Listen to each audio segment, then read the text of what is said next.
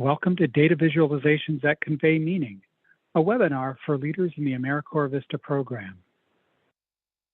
I'm your host, Andy King, a Senior Training Specialist at AmeriCorps Vista. And I'm pleased to introduce you to our presenter, Gina Cardizone. Gina is a community and cultural psychologist who conducts quantitative and qualitative research with the Sheryl Sandberg and Dave Goldberg Family Foundation, which is home of leanin.org and optionb.org. Gina has experience working with the Vista team. She's done a lot of work designing, administering, and analyzing surveys of Vista members and leaders. Gina, thank you so much for being here. Thank you, Andy. I'm so happy to be here and excited to have this opportunity to talk about how to make data visualizations that convey meaning. I'm known for getting way too enthusiastic about charts, and I look forward to sharing that with you. So what are we going to cover today? Let's look at our session agenda. First, we'll look at identifying two potential purposes of data visualization. Next, we'll walk through the steps for creating a data visualization. And we'll review 4 major data visualization principles. And finally, look at some ways to make your representations accessible and meaningful. So what can you tell me about this just from looking at it? My guess is that there's not much that you can tell from a glance. This has to do with the number of employees in Arizona, non-government sectors, and there are big differences between sectors. These data, by the way, and much of the data throughout this webinar are from a report on the nonprofit sector in Arizona State. So that is part of our resources, and I thank Arizona for this.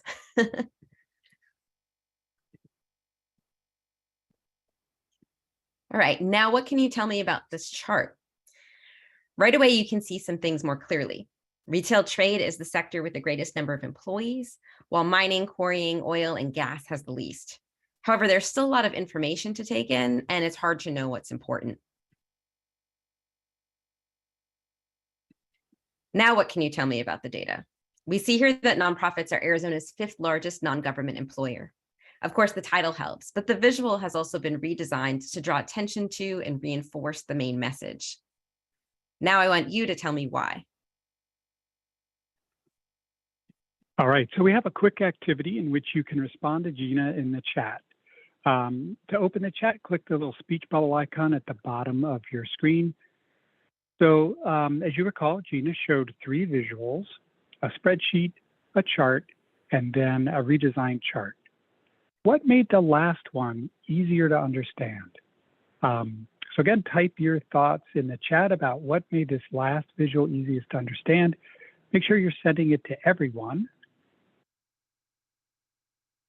And let's see, we've got a couple of ideas already here.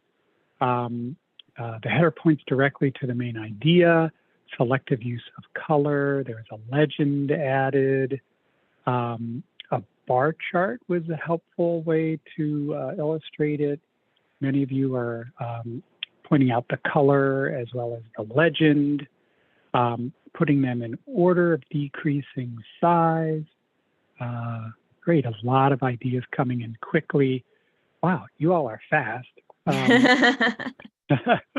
Yeah, so Gina, any thoughts you'd like to share about these responses?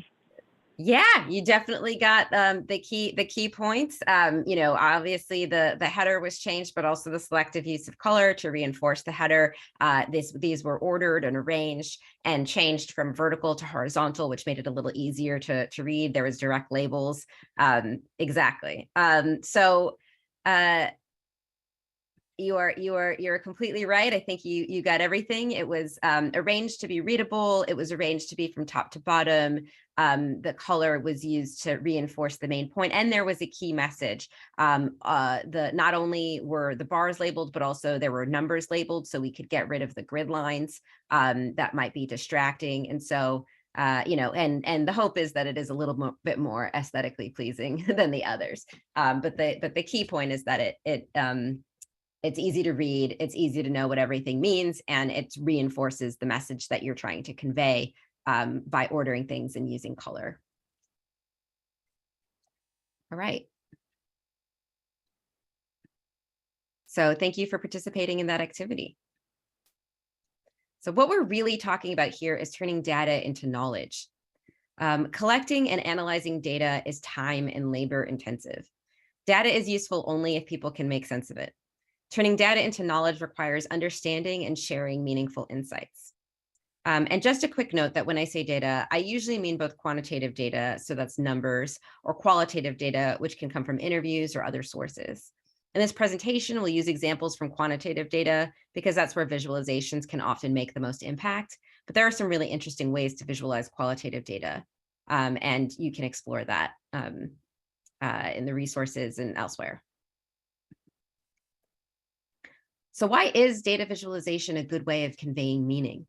Well, a large amount of our brain is devoted to visual processing. So we can absorb a lot of information quickly when we present things visually. This means we can pack a lot of information in a small space. And you can maintain the richness and complexity of data while also driving home certain points and potentially having a greater emotional impact. So what's more meaningful, this chart or this spreadsheet? Different formats have different strengths and are suited to different tasks. However, when it comes to data, it's often easier to convey meaning with visual aids. Here, once again, we have information arranged in a spreadsheet. And when you compare that with the clearly labeled and intentionally defined chart, you see the data has been arranged so that it has meaning. What's more impactful, text or visual? Text can be very rich and compelling, but that really depends on whether people are willing to take the time to read it. So text is important, but it's often a good complement to data visualizations. And what's more informative, a chart or a factoid? Rather than having a wall of text, you can have a factoid. That's just a single piece of data that's emphasized. Here we have one that says that more than 72% of nonprofit revenue is generated by earned revenue, fees for services, and government contracts, not from philanthropic contributions. It's meaningful and impactful and certainly easy to understand. However, it loses a lot of the complexity and richness of the data. Here, the chart gives you the bottom line, but it shows you how much money is coming from each major source. Like the wall of text, it can be paired with a factoid, but the data visualization has an advantage of being able to convey meaning, to be impactful and easy to understand while still being rich and informative.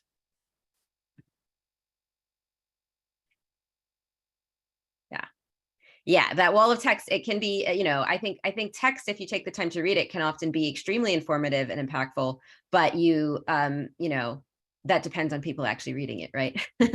So now let's talk about the steps involved in data visualization.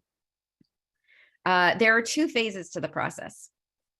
In phase one, you're preparing. These are all the steps that you should take before you begin to actually make your visualization. So step one is understand your audience. And step two is define your purpose. And step three is select your data. Once you've taken these steps, you're ready for phase two, design and refine. So step four is consider options for presenting the data. Step five is drafting your visualizations. And step six is iterating, which you can do after gathering feedback, or after simply making your own assessment of whether the visualization is accomplishing its intended purposes.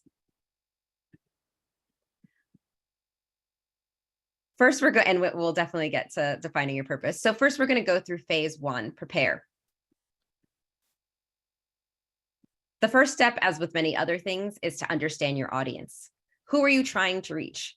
In your work, it may be funders, staff, policymakers, community members, the media, or others. Once you know who you want to reach, you can consider what they're likely to want to see.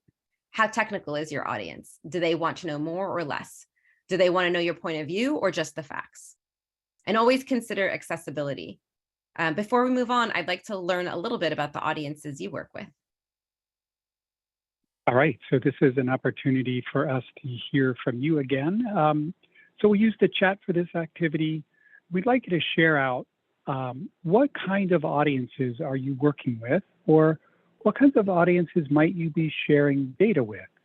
Remember to send your idea to everyone so that everyone can see your response, and we'll see what's coming in. So university faculty, other nonprofit organizations, other VISTA members, Many of you have said that already. Looking at the community and all ages of folks out in the community, business owners, youth who are in schools,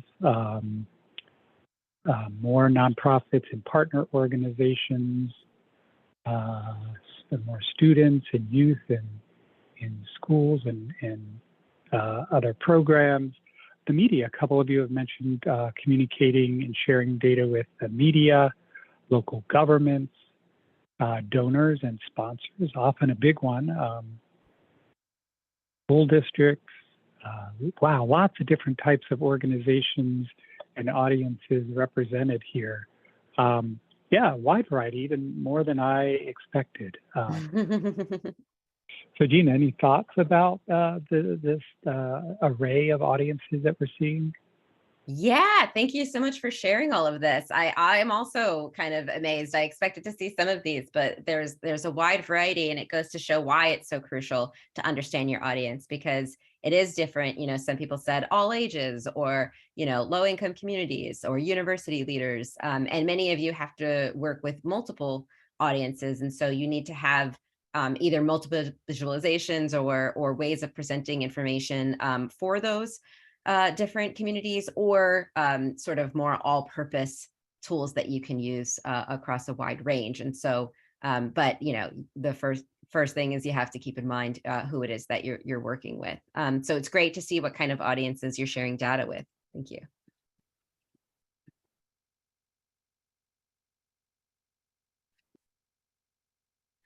There are overall accessibility concerns that are relevant for all audience members. For example, how will they be looking at this? On a computer, will their computer look like yours? Or will they be printing this out? Is there a chance it may be printed out in grayscale? And how would that affect your visualization? Does the language fit the audience? Is there too much jargon? Does it need to be translated into other languages? There are also accessibility concerns that are specific to making sure your visualizations are accessible to people with visual impairments. So a sizable portion of the population is colorblind. So ideally, you would want to create visualizations that are still meaningful for people who can't distinguish green from red, for example. Some portion of you might not see that there is an orange 6 among the green background in this image. People who use screen readers due to visual impairments should still be able to have some idea of what your visualization is trying to convey. If your content isn't optimized for that, you can be unintentionally excluding people with disabilities.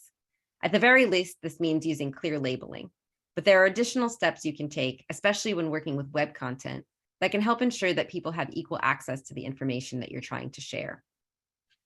If you work with the federal government, you may hear about 508 compliance, and this refers to a law that's concerned with making digital content available to people with disabilities. There are 508 compliance checklists and tools that can help you assess whether your content is suited for people with disabilities. This is a huge topic, so I've included some resources on the handout to learn more about this. So step 2 is defining your purpose. You want to define your specific purpose, but more broadly, you also want to understand which type of visualization you're creating. We can separate data visualizations into 2 major types. One is an editorial purpose, where you're conveying a point of view. You're drawing attention to some aspect of the data. Then there are the visualizations where the purpose is really information, which is when the audience wants to make their own inferences. In this case, you tend to include a lot more information. You may even have something like an interactive dashboard that allows people to play with the data and find what interests them. You tend to use much more neutral language and let people make judgments about what they find meaningful or interesting. And I see there are some questions, but I know that we're holding off on questions until the end. So some of those I can get to then. So here's an example of the chart we looked at before, showing that nonprofits are Arizona's 5th largest non-government employer. I would call this editorial because it's trying to get a specific point across because of the title and the way that the visual is designed to draw your attention to a specific point. Now here's that same data with a more informational presentation, which is exactly the same in most ways, but has more neutral language in the title and doesn't use color to draw attention in the same way. It maintains other aspects of the original chart redesign, like making it a bar chart instead of vertical columns, so the category labels are readable, directly labeling the values, and arranging in order from largest to smallest to make it easier to scan and quickly make comparisons. Sometimes for informational visualizations, you may want to add back grid lines or other elements that make it a little less streamlined and pretty, but that are desired by your audience or useful for 508 compliance.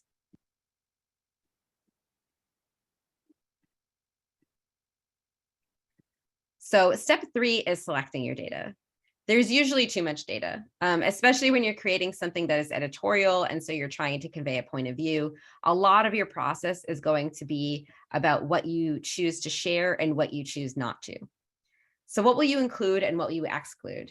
And you may choose to include everything in an appendix of some sort, but when making visuals, you want to be selective and choose the data that will fulfill your purpose and connect with your audience.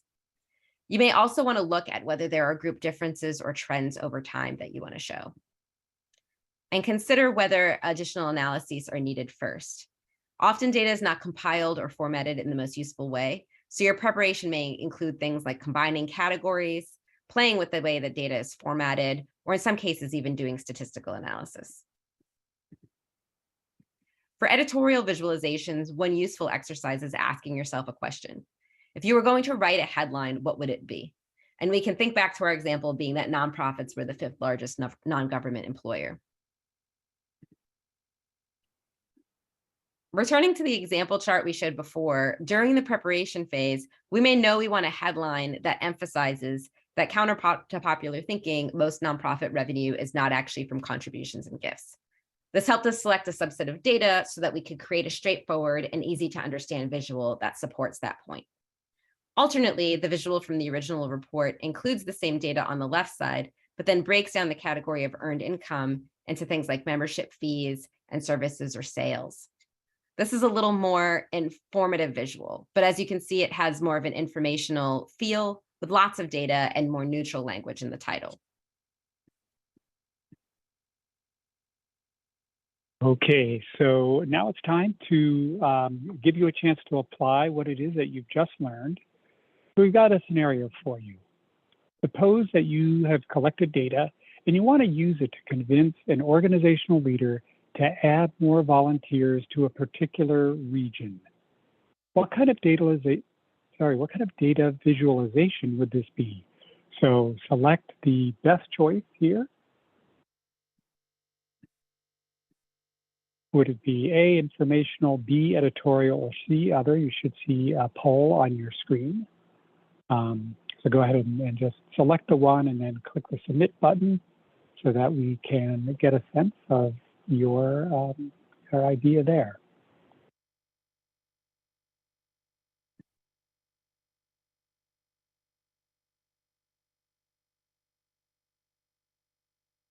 And let's see, looks like half of you have voted already. We'll go ahead and give you just a few more seconds for the rest of you to put your idea into the poll.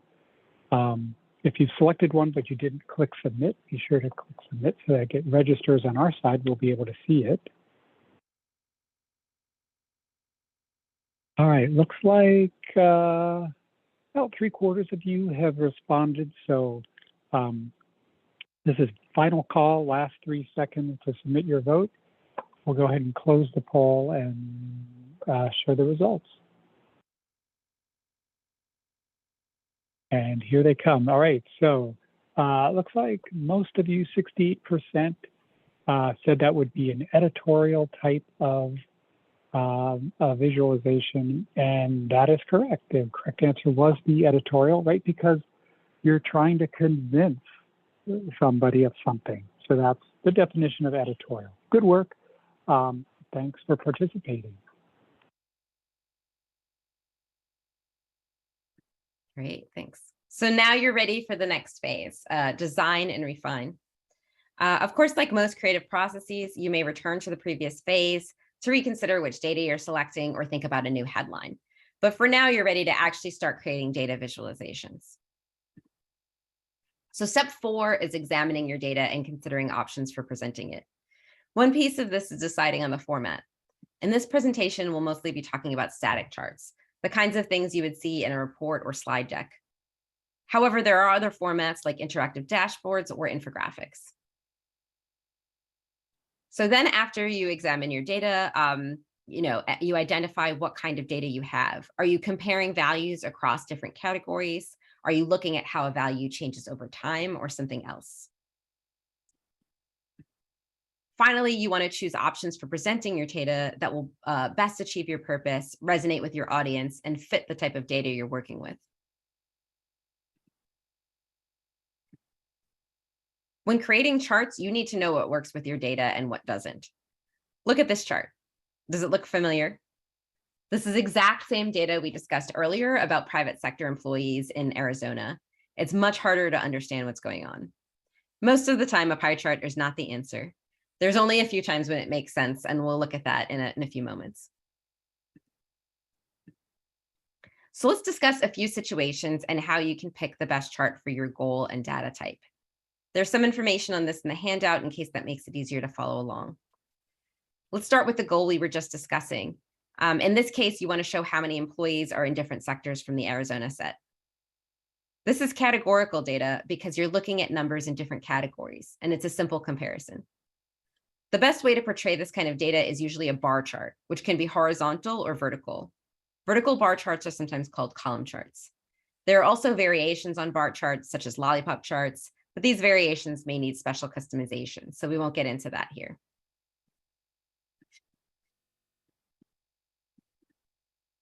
Now, let's say you want to look at something a little more complicated, like looking at comparisons across multiple subgroups.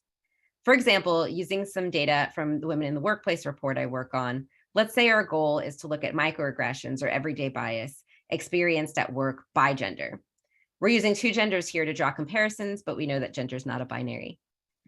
So this is also categorical data, but it's more complex, so it needs a slightly different approach. One straightforward option for this kind of data is to use clustered bar charts. These are native to Excel, so you can make them fairly easily. A slightly different version of this is the clustered column chart. Another common option for this kind of data, especially when there are a lot of categories and subgroups, is to use a heat map. This is basically a table that uses color to draw attention to high and low values. Now, there's a special case of categorical comparisons when you're talking about categories that add up to 100%. For example, let's revisit data from earlier where our goal was to show the proportion of funding from different sources. This is also categorical data, but because all the numbers add up to 100%, it's a special type which you can call parts of a whole. With this type of data, you can use a stacked bar or column chart as we did earlier. With a stacked bar chart, it's pretty easy to have more than one at once. So for example, if you have 3 survey questions that are all on a 5-point scale, you can easily make one visual with multiple bars. If you only have one data point, you can also do what's depicted here, which is known as a donut chart. Let's click on get that donut chart showed. It will be showed in a moment. Okay, there you go. It's like a pie chart, but can be easier to interpret, especially with many categories. However, remember when I said earlier there are only a few situations where a pie chart could be the answer? This is one of them. Since we simplify the data so there are only 3 categories, you could use a pie chart here and it would be okay, though I still think a donut chart looks better.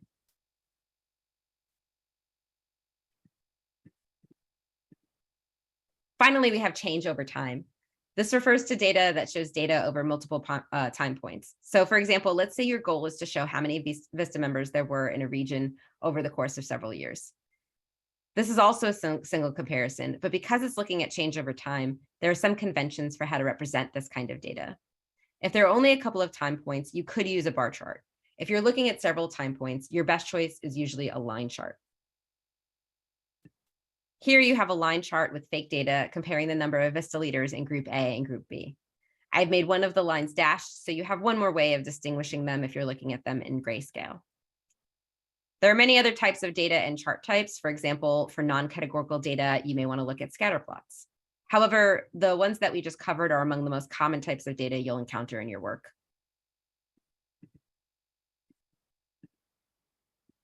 Okay, so now it's time for you to apply what you've just been learning. Looking at the data in the table here on the screen, which shows the number of professional development trainings that a group of Vista leaders has completed on different topics, what kind of chart might work well with this type of data? Again, you're going to see a poll pop up on the screen and select the best choice. on the screen here, you've got little thumbnails of the types. In case you're not sure what the names are, so you can slide the little poll box around to make sure you can see those options. So is it A, a line chart, B, a pie chart, C, a bar chart, or D, a heat map? So we'll give you a few seconds to think about that and get your response in.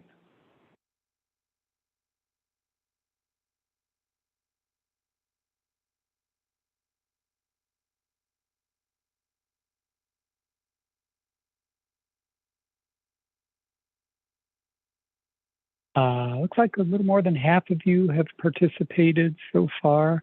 So I'll give you a few more seconds to think about this and submit your answer. Remember to submit it in the poll and not in the chat. Yeah, if you can. If you're on a mobile device, the poll may not, depending on the version you've got, the poll may not pop up for you.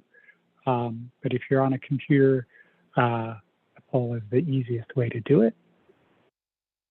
All right, looks like about 3/4 of you have done it. So we'll go ahead and we'll close the poll and show you the results. All right. And here it comes. So you can see 2/3 of you, 67% said bar chart, which is the right answer. Most of you got it correct. And the reason for that, because there are 5 categories here, and they don't add up to 100%. They don't show changes over time, and they're not part of a whole. So it kind of rules out some of these others, leaving bar chart is the best option. All right, thank you for participating in that little activity. And Gina, back to you. Yeah, no, thank you for that. And y'all were right in that heat map got the fewest options. Heat map really wouldn't work at all with this. A pie chart and a line chart could technically work, but it's not the best option. And as most of you said, the best option was the bar chart. All right, so step 5 is the design stage. The key thing here is to take an experimental approach. You may begin with the default suggested chart, for instance, from Excel, but then you want to consider what changes you can make so that the visualization achieves your purpose. You always want to be focused on your purpose. What do you want your audience to understand?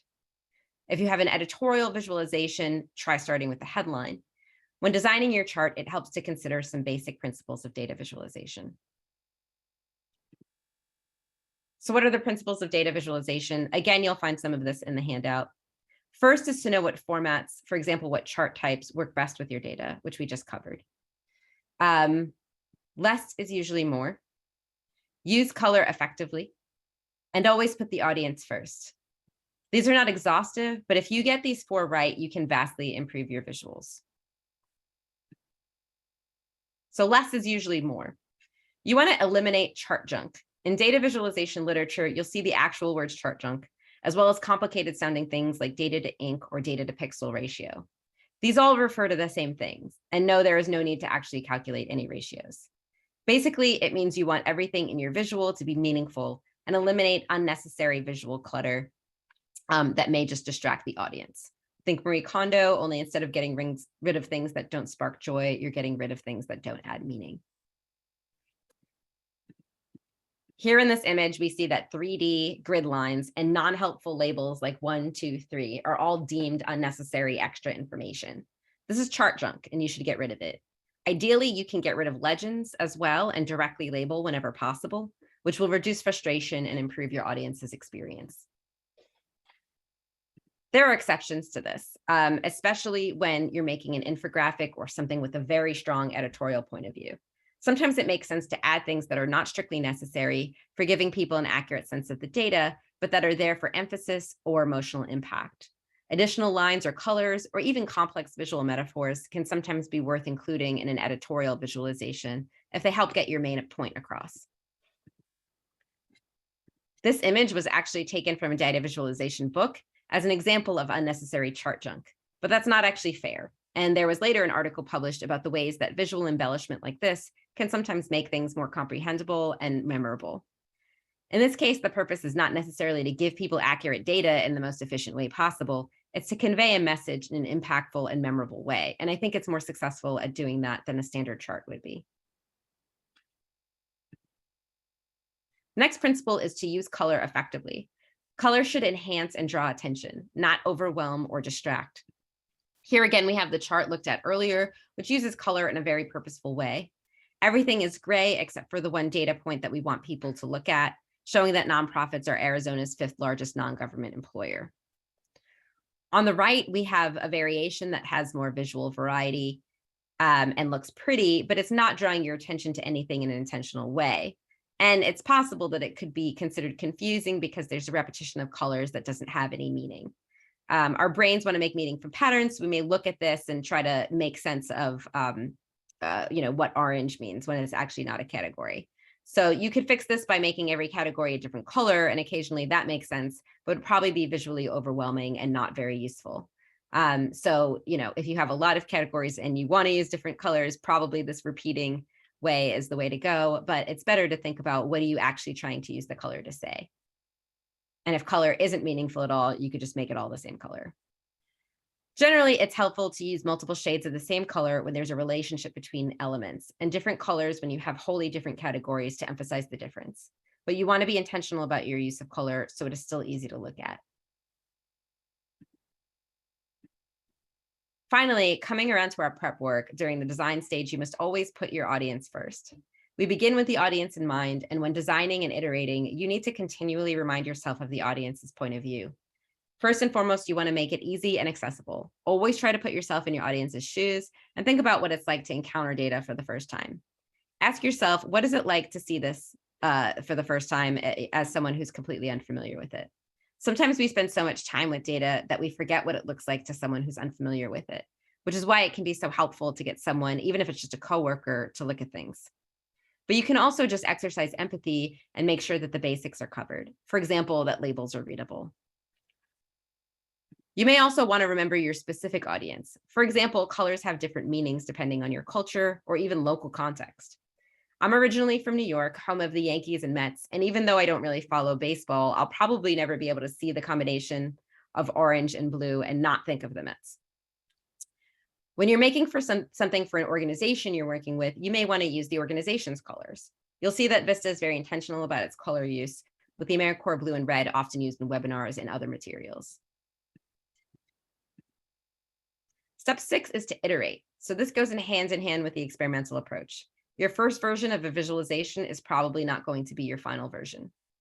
If you can, share the drafts and get feedback, ideally from people who resemble your audience. But if that's not possible, even a colleague would work. This step is especially important if you're doing something that's very high stakes. For example, something that's going to policymakers or to funders, or something that you plan to share with the media. In a report or slide deck, you may have a dozen or more charts, but you don't necessarily have to go through this iterative process individually for each one. You may have 2 or 3 templates that you're working with, and you can gather feedback on all of them at the same time. Whether or not you can get external feedback, you can iterate on your own by thinking about your purpose and by considering the degree to which your initial visualizations follow data visualization principles. With the Arizona nonprofit example, we saw a few iterations. First, we tried a column chart, but that didn't make it a clear statement. Then we changed to a bar chart, which made the labels easier to read. And we put the bars in descending order, which made it easier to compare values. Finally, we used color to highlight the bar in the chart that represents the point we want to make. Throughout, we had our audience in mind. So before we move on, we have a scenario for you to respond to so that you can see how well you've been following along with the presentation. Here's the scenario. A Vista leader supporting 6 members, and the leader wants to create a visual showing the team's progress toward an overall goal of recruiting 250 community volunteers over the course of the year. And the leader doesn't want to differentiate between individual contributions, but rather show the total recruitment reached each month by the 6 members. For the purposes of our example, all the members started on the same day, and the leader has collected 6 months of data, which you'll see in the chart on the screen. Ultimately, the leader wants to communicate where the team is at the 6-month mark to celebrate the great work the members have done working toward their shared recruitment goal. So again, you're going to see a poll question pop up, and the 4 options in the poll correspond to the little thumbnail options you see on the screen. So the question is, based on the scenario and what you've heard in the webinar, I want you to answer the question, what type of visual would best show the team's recruitment progress to date? So I'll give you some time to think about that. Be sure to submit when you're done with your response.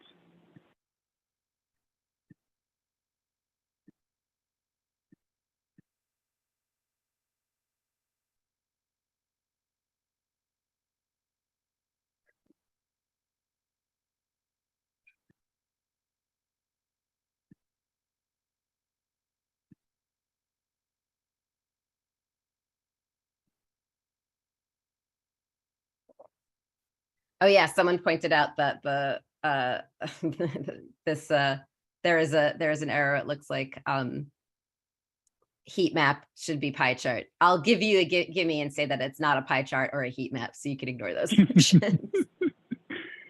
Yeah, thanks for catching that, Bethany.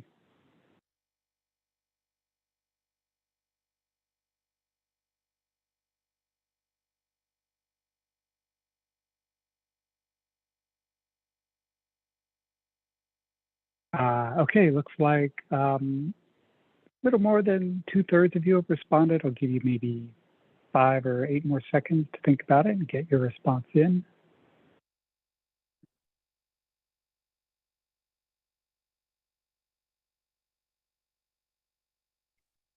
All right, we'll go ahead and close the poll so we can see the results. All right, so there was quite a spread here. Looks like a little more than 1/3 of you said stacked bar chart, and a little less than 1/3 a column chart. A few people said pie chart or maybe heat map, and then 20% or so said line chart. So spread all over the place. Gina, you want to walk us through this one?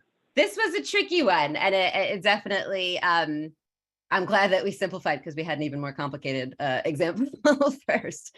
I think the plurality of you did get the answer we were going for, but the second, which was stacked bar chart. So the trick in this is that you really had to pay close attention to what Andy was saying. If you just looked at this data, you would probably think a column chart makes the most sense. However, as Andy said, the goal of this was to show progress. So the actual, these were a bit of trickery. Showing the individual amounts for each of the members was irrelevant. What we really wanted to show was progress toward the goal. So all we really needed to show was, the total, which is 156 out of 250, and that could be shown with a stacked bar chart. So that was an advanced question, and certainly during webinar a little tricky, but I think both of you, even the column chart wasn't a terrible answer, but it wasn't associated. It was a good match for the data, but not a good match to the purpose, which was about showing progress to date. So the correct answer was A, and many of you selected that option. In case you're wondering what this might look like, here's an example of how a stacked bar chart could be used to show the total number of volunteers recruited each month within the context of the goal for the year. So as you can see, there's no indication of individuals because we're really trying to look at progress for the whole team. And it's very minimalist. We're just showing, what's been recruited so far, how many there are left to recruit. And there's a tiny little, axis line that says 0, 50%, 100%. As Andy said, we're at the 6-month mark. So we can see that we're halfway through the year and more than halfway through our goals. So it can be a great cause to celebrate.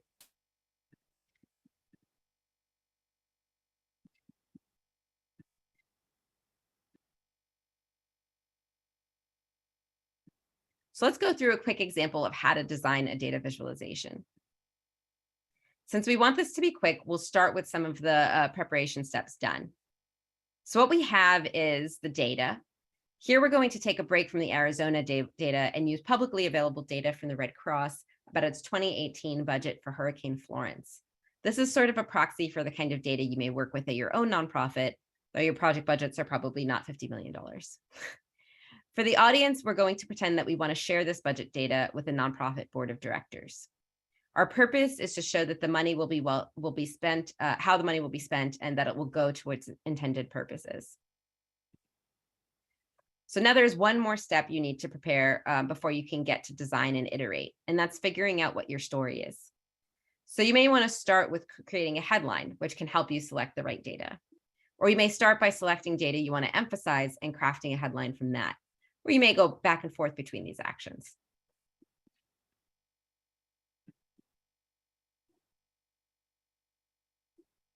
I think we're okay.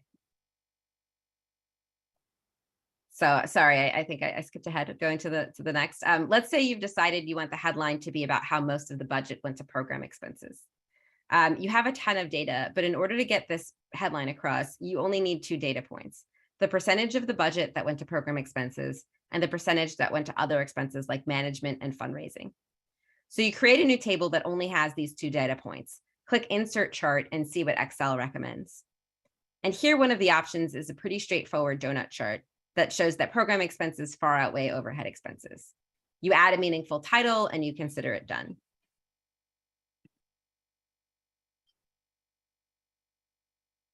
All right, so we want to engage you in this design process. And you can see we've got this donut chart here. It's a fine visual, but how could we make it even better? So in the chat, I'd like you to share your ideas about what you think might make this a little more clearer. Again, we use the chat. Be sure to send it to everyone. What could make this chart a little bit better? All right, we've got some ideas coming in. Could show percentages, right? We could add direct data labels and get rid of that legend. Could list what some of those other expenses are, giving actual dollar amounts, adding more information. There's a vote here to make it a pie versus a donut. Let's see, increase the font, make it easier to read.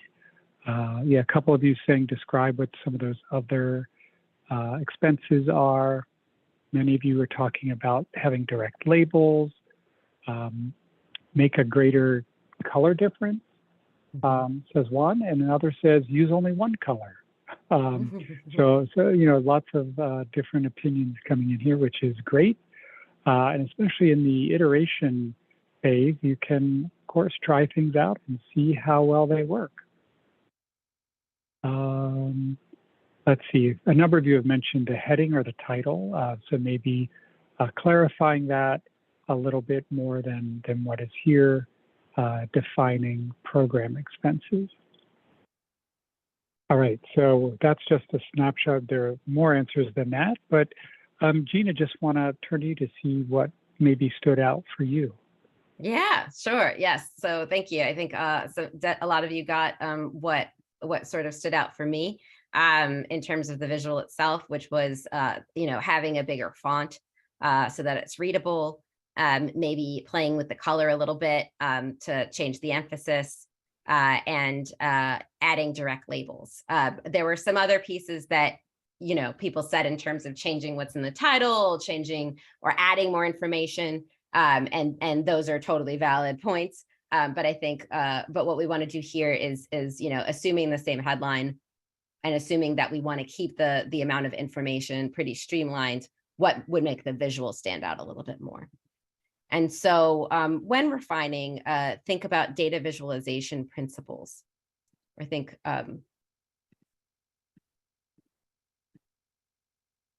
yeah, so let's move ahead with our design. So when refining, you think about data visualization principles. So is there chart junk here? There's not much, but we do have a legend when it would probably just be easier to have a direct label. your purpose. Are there stronger ways to emphasize your point?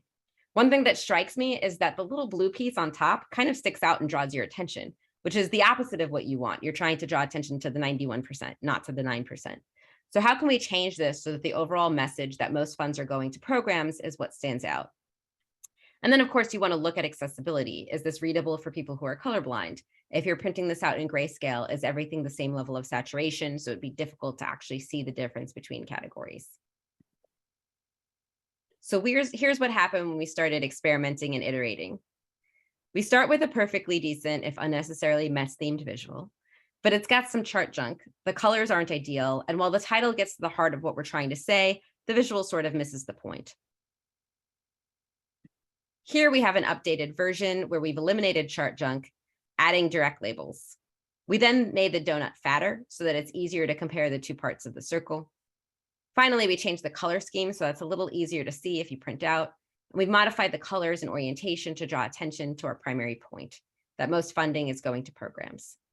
Just a quick disclaimer that I don't think spending money on overhead expenses as opposed to direct programs is necessarily bad, and I generally think people overstate the importance, but it is something that board members are often interested in. They want to know that money is going to work on the ground, especially for something like disaster response.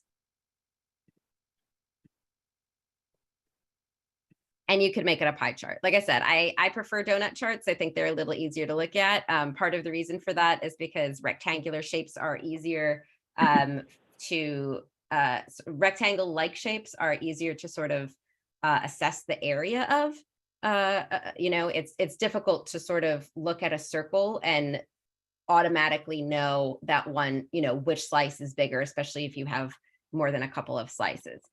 For something like this, a pie chart would be totally fine because there's only 2 data points and because it's a pretty straightforward, simple point. So that would be fine. I kind of like the way donut charts look a little better. So I think it's fine. It would be fine either way. So we've covered a lot. So I'd like to end by sharing some resources and wrap up with a few concluding thoughts. And glad to know that this is relevant. So here are some recommendations for further study you might find helpful. If you're interested in the data used in the example throughout this presentation, we can supply you with links to the data source in the handout. So more interesting perhaps are the resources on data visualization. Stephanie Evergreen's website is useful, especially the data visualization checklist. So all this stuff is in the handout. We don't have the actual links in this presentation since you can't click on it anyway. But Stephanie Evergreen has a great website, especially the data visualization checklist, which you can download as a PDF to reference when making charts. Then there's the Which Chart or Graph is Right for You guide from Tableau. It requires at least one person sign up in order to download the PDF, but then you can share it with others.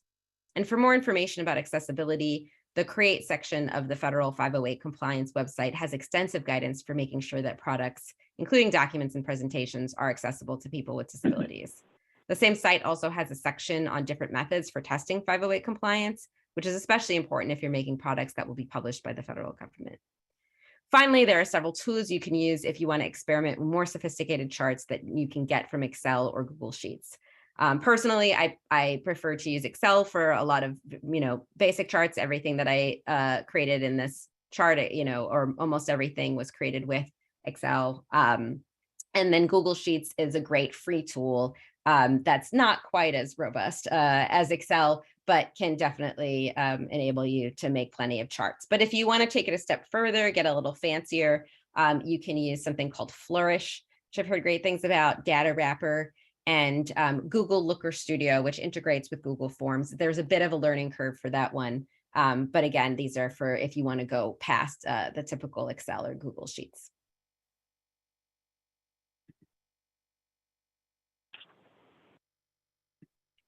So in conclusion, data visualizations can be uniquely impactful, informative, and meaningful.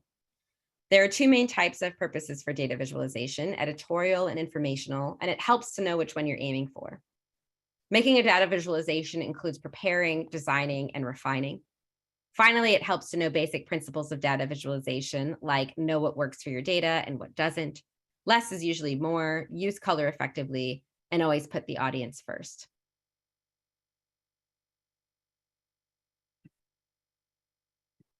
All right, we're going to get to your questions for Gina in just a moment, but first I want to invite you, as promised, to complete a short evaluation of this webinar. Your feedback will help us make these sessions the most useful they can be for you and for other leaders. That survey is probably already open in your browser window, but if not, we'll paste a link in the chat.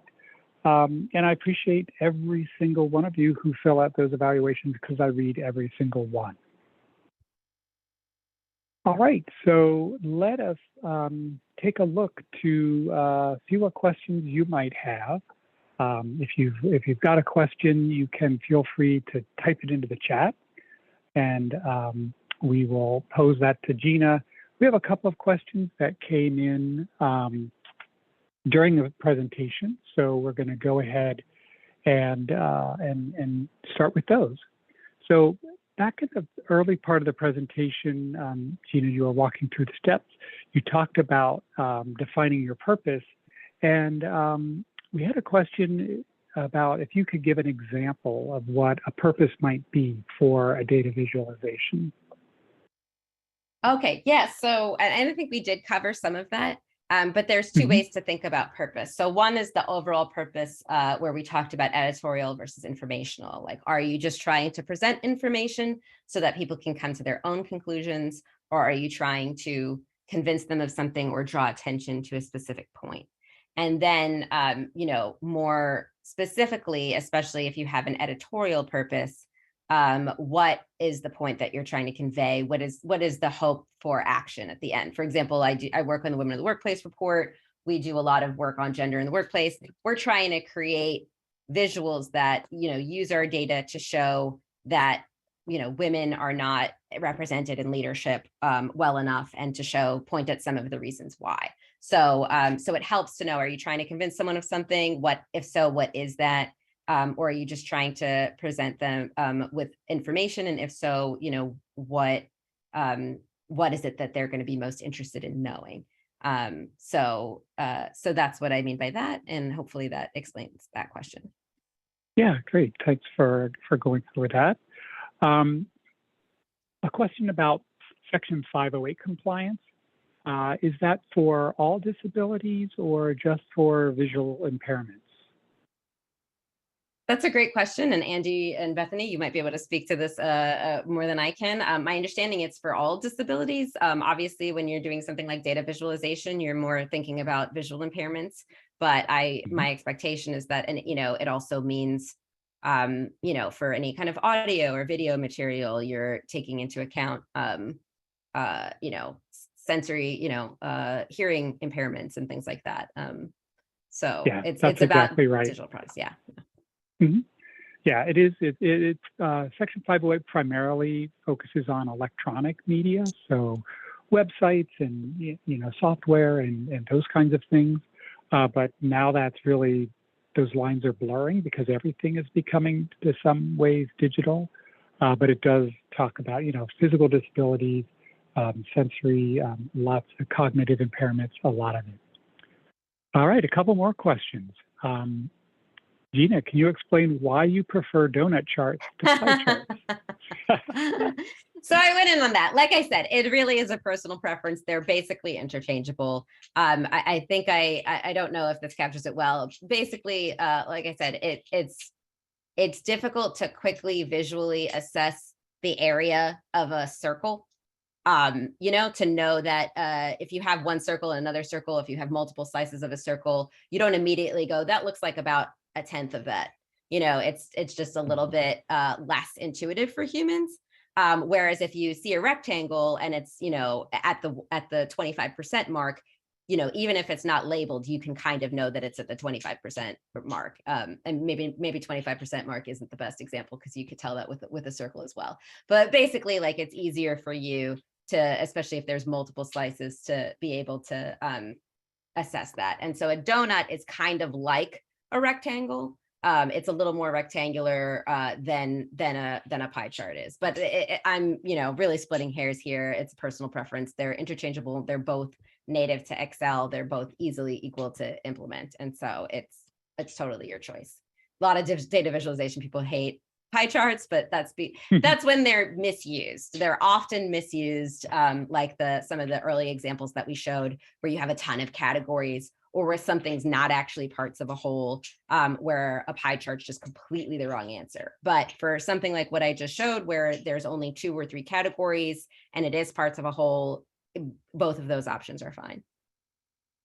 Okay, great. A couple more questions here.